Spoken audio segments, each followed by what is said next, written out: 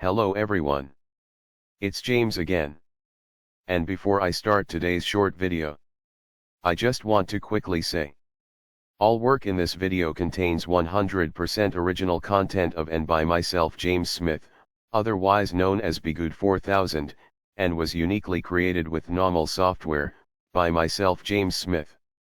As I purchased commercial rights from NAWMAL to produce my unique and original video with this software. Commentary is uniquely my own thoughts, feelings, and expressions. Now that I have that out of the way, I do hope your day is going way better than fantastic. And your journey to self-betterment is going way better than fantastic as well. Today, I wanted to make a short video on a topic for many of us to think about. Because many of us that were abused from a narcissist, especially if we grew up in such a home with a narcissist mother or father or both. Even if we are happy and feeling great, there sometimes is deep sadness underneath that most people don't even know is there. And though we know it's there because we are the ones that are feeling this pain, we might not know the deep root of this pain. Yes. Correct. It's of course because we were narcissistically abused. But I believe where it comes from is the inability of telling no one about what was done to you, and them caring about what you went through. You see, this is the deep pain that growing up with a narcissist parent or parents causes. Because it's a cold world. But inside your home there is supposed to be warmth, guidance, help, support, and love. And when you grow up in such a home, when things went wrong as a child, such a child could go home and tell their parents what happened, what went wrong, how that something bad happened to them. And in that space this child felt safe, protected and loved. And the hope is when that child gets older, they will find a suitable partner to date and then marry. So when they have children, they will be able to pass on that support, love, and help that they received from their parents when they too were a child. But something happens.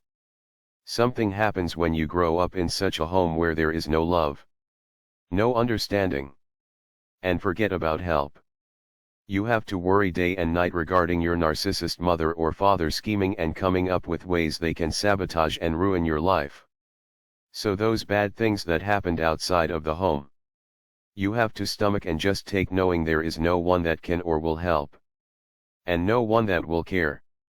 Then when you get older, you repeat the cycle, unfortunately. Because you don't know how to pick a proper person to date or get married to. And when you look back, you could see where your narcissist mother or father, or so-called narcissistic friends, encouraged every single misstep you made and your relationships that you had with people that really meant you no good. But now you've learned about narcissism, narcissistic abuse. You somehow got free from these terrible narcissists that were in your life by the grace of God.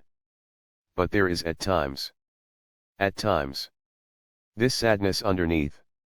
The sadness of wanting to just tell someone and have them care. But you know just telling anyone this information is probably a bad idea. So you just move on and forward and you live your life the best you can. Look people, I've said it before. I will say it again. You are human. If these things didn't bother you, then there would be a big problem. Things like this don't bother narcissists. Things like this don't bother psychopaths. But you, the person with empathy, and love and genuine joy and emotions, even if you are the toughest man or woman living, you still wish you were able to sit down with your mother or father, and that somehow, some way, they weren't a narcissist, and they would hear everything that you had to say, and they would embrace you and hug you and love you and understand you. And because that will never happen, you carry that sadness around even when you are feeling great. I say all of this to say, we have to know the problem before we can work on it.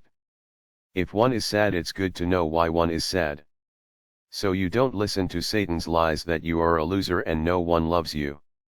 Jesus Christ loves you. Jesus Christ will listen to everything you have to say. But this is why the societal narcissists set it up so one home can be ruined after the next. Because they literally want a society of broken people. And once you understand this fact, and understand why you are feeling the way you are feeling, you can do something about it. And that is by loving yourself. Not like the narcissist so-called loves themselves in their delusional way. But to sit and talk with yourself about what happened today and how you are feeling about it. Did you look at yourself in the mirror this morning and call yourself by name and say that you loved yourself? Well, if you didn't, this coming morning, when you wake up, thank God for a new day. And look at yourself in the mirror and tell yourself that you love yourself. Because part of being good to yourself is being kind to yourself, generous to yourself, patient to yourself, and understanding with yourself. You have to work on that deep pain. But in order to work on it, you have to know why it's there to begin with. With that said, I do hope your day is blessed. And until next time, bye for now. And be good to yourself.